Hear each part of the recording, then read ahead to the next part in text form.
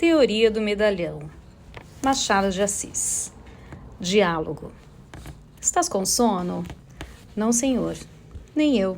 Conversemos um pouco. Abre a janela. Que horas são? 11.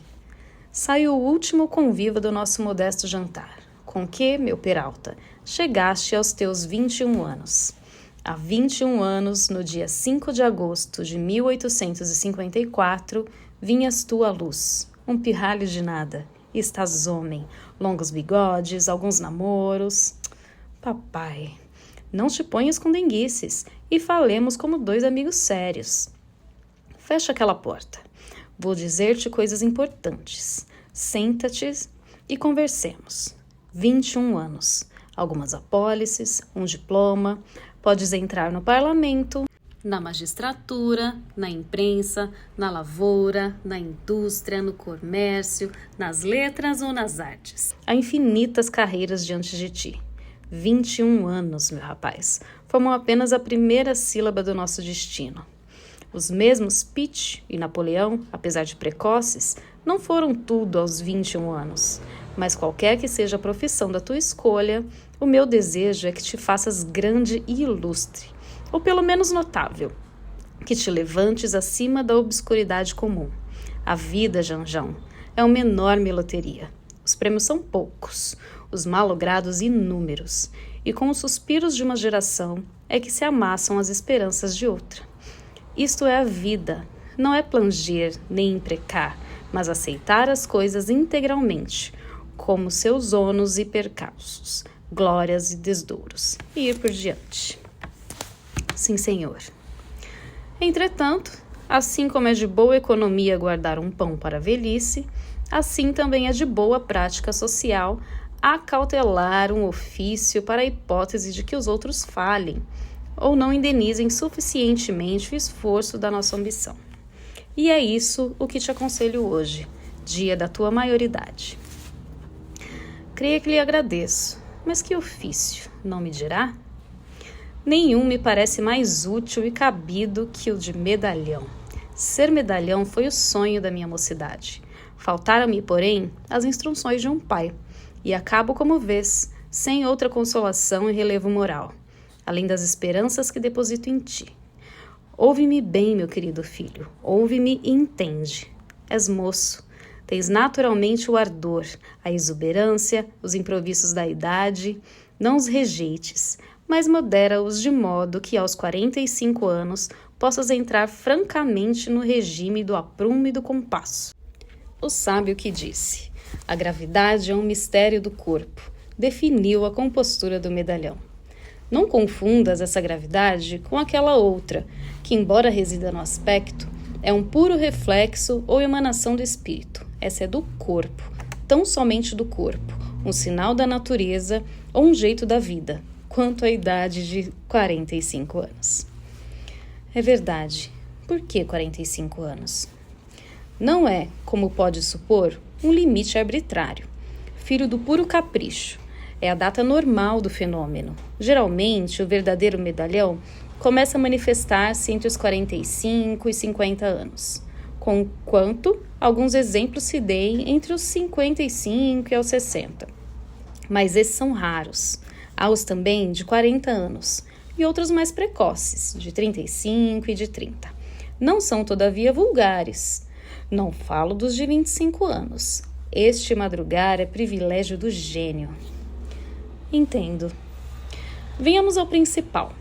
Uma vez entrado na carreira, deves pôr todo o cuidado nas ideias que houveres de nutrir para uso alheio e próprio.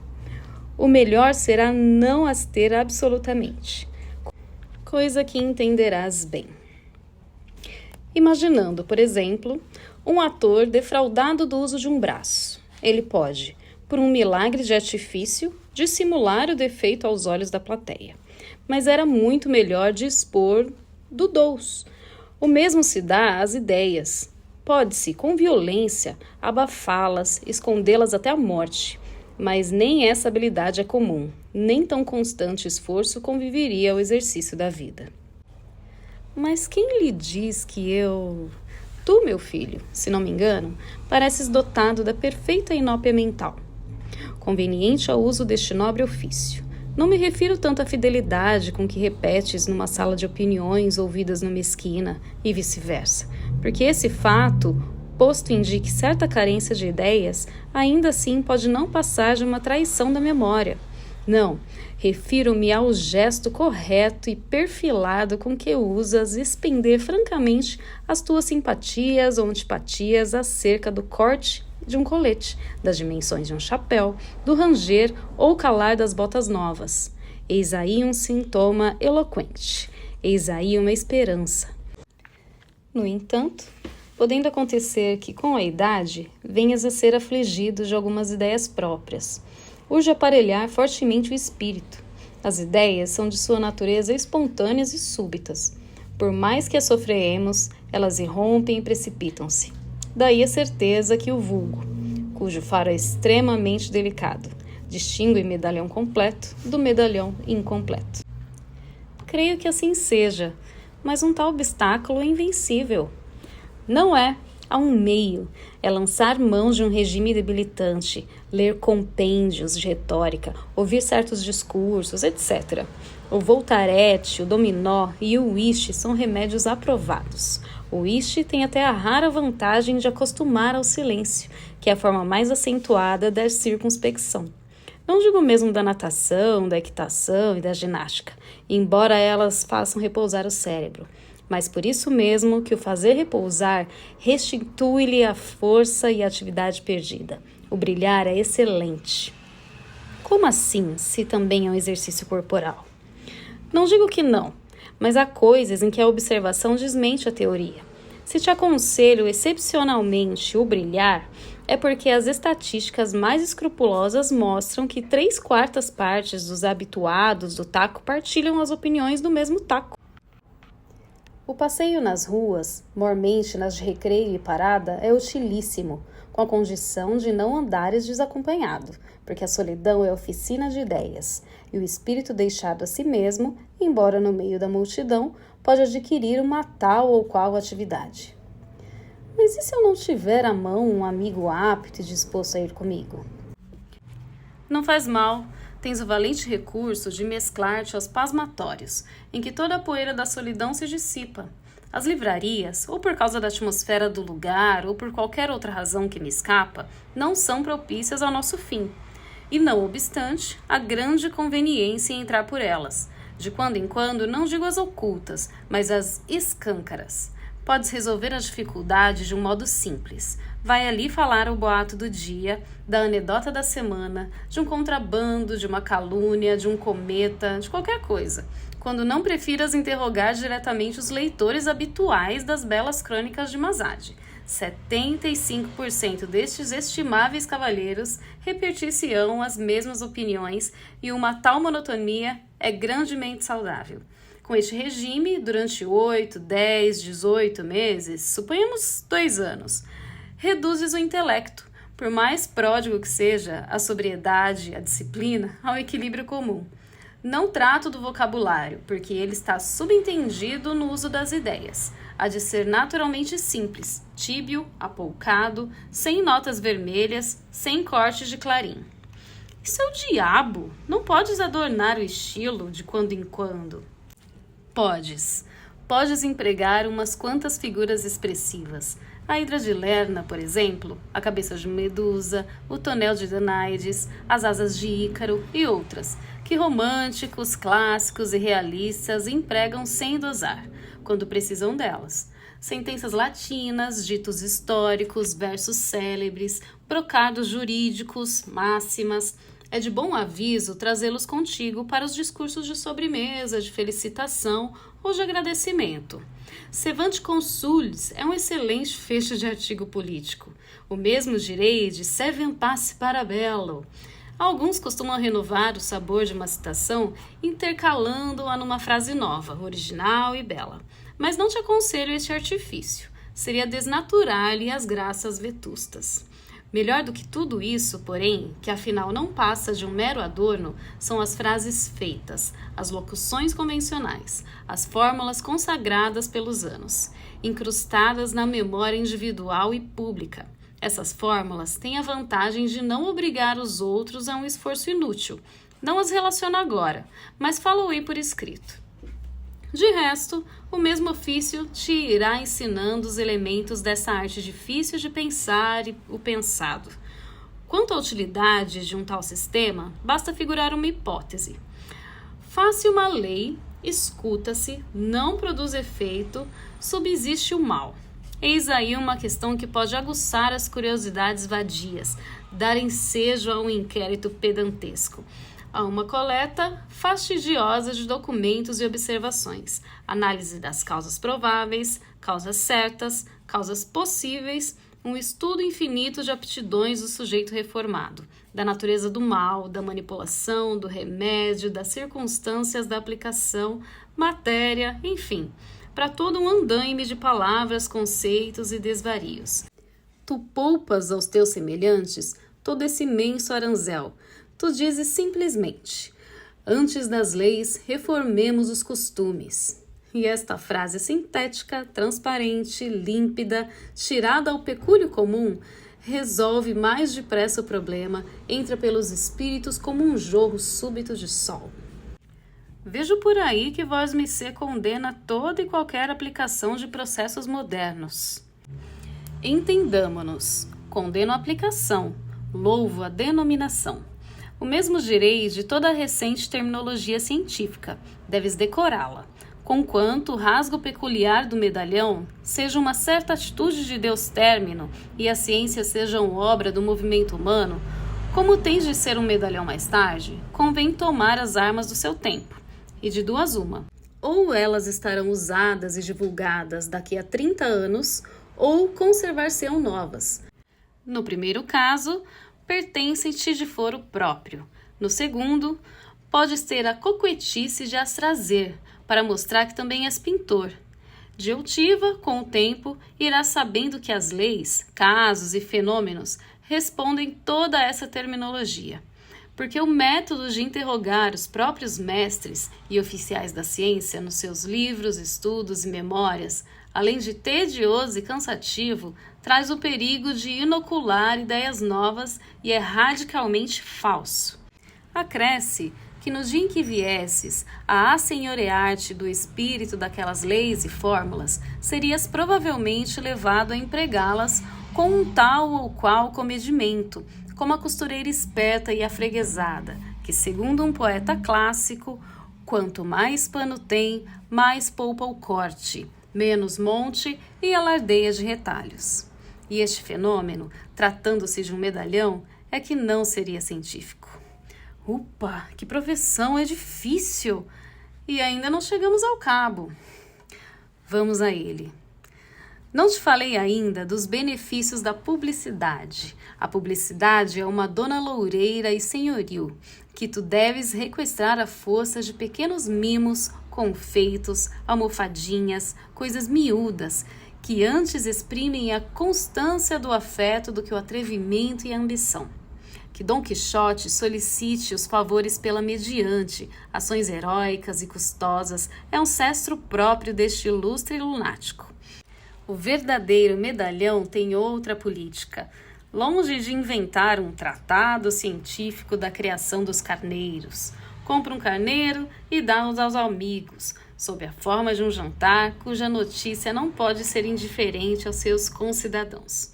Uma notícia traz a outra, 5, 10, 20 vezes põe o teu nome ante os olhos do mundo.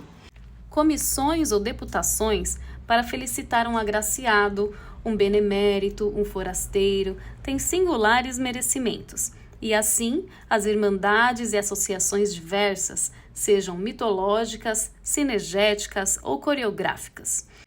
Os sucessos de certa ordem, embora de pouca monta, podem ter trazidos a lume, contanto que ponham um relevo à tua pessoa. Explico-me. Se caíres de um carro sem outro dano além do susto, é útil mandá-lo dizer aos 4 ventos. Não pelo fato em si, que é insignificante, mas pelo efeito de recordar um nome caro às afeições gerais. Percebeste? Percebi. Esta é a publicidade constante, barata, fácil, de todos os dias, mas há outra, Qualquer que seja a teoria das artes, é fora de dúvida que o sentimento da família, a amizade pessoal e a estima pública instigam a reprodução das feições de um homem amado e benemérito. Nada obsta a que sejas objeto de uma tal distinção, principalmente se a sagacidade dos amigos não achar em ti repugnância. Em semelhante caso, não só as regras da mais vulgar polidez mandam aceitar o retrato ou o busto, como seria desazado impedir que os amigos o expusessem a qualquer casa pública. Dessa maneira, o nome fica ligado à pessoa. Os que houverem lido o teu recente discurso, suponhamos, na sessão inaugural da União dos Cabeleireiros, reconhecerão na compostura das feições o autor dessa obra grave, em que a alavanca do progresso e o suor do trabalho vencem as falses e antes da miséria. No caso de que uma comissão te leve à casa o retrato, deves agradecer-lhe o obséquio com um discurso cheio de gratidão e um copo d'água. É uso antigo, razoável e honesto. Convidarás então os melhores amigos, os parentes e, se for possível, uma ou duas pessoas de representação.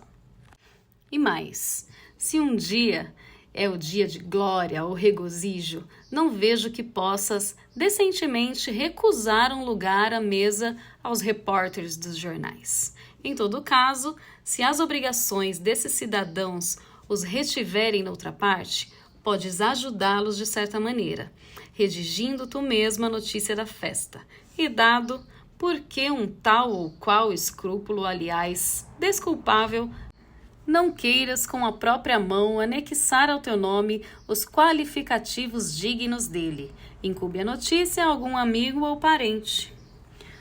Digo-lhe o que vosmecê me ensina, não é nada fácil. Nem eu te digo outra coisa. É difícil, come tempo, muito tempo. Leva anos, paciência, trabalho, e felizes os que chegam a entrar na terra prometida. Os que lá não penetram, engole-os a obscuridade. Mas os que triunfam, e tu triunfarás, creme, verás cair as muralhas de Jericó ao som das trombas sagradas. Só então poderás dizer que estás fixado. Começa neste dia a tua fase de ornamento indispensável, de figura obrigada, de rótulo. Acabou-se a necessidade de farejar ocasiões, comissões, irmandades. Elas virão ter contigo, com seu ar pesadão e cru de substantivos desadjetivados. E tu serás o adjetivo dessas orações opacas, o odorífero das flores, o anelado dos céus, o prestimoso dos cidadãos, o noticioso e suculento dos relatórios. E ser isso é o principal, porque o adjetivo é a alma do idioma, a sua porção idealista e metafísica. O substantivo é a realidade nua e crua, é o naturalismo do vocabulário. E parece-lhe que todo esse ofício é apenas um sobressalente para os déficits da vida? De certo, não fica excluída nenhuma outra atividade. Nem política? Nem política. Toda a questão é não infringir as regras e obrigações capitais. Podes pertencer a qualquer partido, liberal ou conservador, republicano ou ultramontano, com a cláusula única de não ligar nenhuma ideia especial a esses vocábulos e reconhecer-lhe somente a utilidade do cibolete bíblico. E se for ao parlamento, posso ocupar a tribuna? Podes e deves. É um modo de convocar a atenção pública. Quanto à matéria dos discursos, tens a escolha. Ou os negócios miúdos ou a metafísica política, mas prefere a metafísica. Os negócios miúdos, força é confessá-lo, não desdizem daquela chateza de bom tom, própria de um medalhão acabado. Mas, se puderes, adota a metafísica, é mais fácil e mais atraente. Supõe que deseja saber por que o motivo 7ª Companhia da Infantaria foi transferida de Uruguaiana para Canguçu. Serás ouvido tão somente pelo ministro da Guerra que te explicará em 10 minutos as razões deste ato. Não assim a metafísica. Um discurso de metafísica política apaixona naturalmente os partidos. e o público, chama-os a partes e as respostas. E depois não obriga a pensar e descobrir. Nesse ramo dos conhecimentos humanos, tudo está achado, formulado, rotulado, encaixotado. É só prover os alforjes da memória. Em todo caso, não transcendas nunca os limites da invejável vulgaridade. Farei o que puder. Nenhuma imaginação? Nenhuma. Antes de fazer correr o boato de que um tal dom é ínfimo. Nenhuma filosofia? Entendamo-nos. No papel e na língua alguma, na realidade, nada. Filosofia da história, por exemplo, é uma locução que deves empregar com frequência, mas proíbo-te que chegues a outras conclusões que não sejam as já achadas por outros. Foge a tudo que possa cheirar a reflexão, originalidade, etc, etc. Também ao riso? Como ao riso? Ficar sério, muito sério. Conforme. Tens um gênio folgazão, prazenteiro. Não hás de sofreá-lo nem eliminá-lo. Podes brincar e rir alguma vez. Medalhão não quer dizer melancólico. Um grave pode ter seus momentos de expansão alegre, somente. E este ponto é melindroso. Diga. Somente não deves empregar a ironia. Esse movimento ao canto da boca, cheio de mistérios, inventado por algum grego da decadência, contraído por Luciano, transmitido a Swift ou Voltaire, feição própria dos sépticos e desabusados. Não. Usa antes a chalaça, a nossa boa chalaça amiga, gorducha, redonda, franca, sem biocos nem véus, que se mete pela cara dos outros. Estala como uma palmada, faz pular o sangue nas veias e arrebentar de risos suspensórios. Usa a chalaça. O que é isto? Meia-noite. Meia-noite? Entras nos teus 21 anos, meu Peralta. Estás definitivamente maior. Vamos dormir que é tarde. Rumina bem o que eu te disse, meu filho. Guardadas as proporções, a conversa desta noite vale o príncipe de Maquiavel. Vamos dormir.